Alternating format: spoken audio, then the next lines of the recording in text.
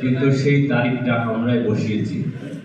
বাংলাদেশকে পৃথিবীর কোথাও ইতিহাসে ৩৬শে জুলাই বলে কিছু হয়নি, কিন্তু আমরা এমন একটা জুলাইয়ের আন্দোলন ১ তারিখ থেকে শুরু এবং ৫ই আগস্ট পর্যন্ত সেটি বহমান ছিল আমাদের। আর সেটাই দিয়েই আমরা সেই ৫ তারিখেই যেহেতু জয়লাভ করেছি, মধ্যে কোনো আন্দোলনের গ্যাপ ছিল না, এই জন্যই আমরা ৩৬শে জুলাই নাম দিয়েছি এবং গোটা পৃথিবীব্যাপী ৩৬শে জুলাই স্থাপিত হয়েছে এবং মেনে নিয়েছে।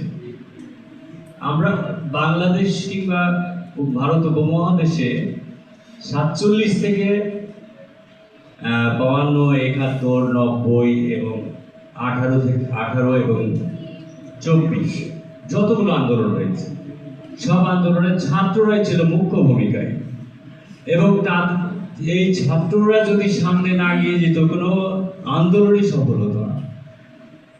আমি একটা কবিতা পড়াই তোমাদেরকে, ১৮ বছর বয়স, সেখানে কিন্তু তোমাদের একটা বৈশিষ্ট্য তুলে ধরেছে যে একজন ছাত্রের মধ্যে যদি ১৮ বছর বয়সের যে গুণাবলীগুলো থাকে, সেগুলো যদি তার মধ্যে না থাকে, তার বয়স কখনোই ১৮ না, সে একজন বৃদ্ধ। আবার একজন বৃদ্ধ যদি রাস্তায় নামতে পারে, তার বয়স ১৮। এই জন্য কবি বলেছেন আমাদের দেশে ১৮ আসুক নেমে। তো আমাদের সেই ১৮ বছর বয়স নেমে এসেছিল ২৪শে জুলাই।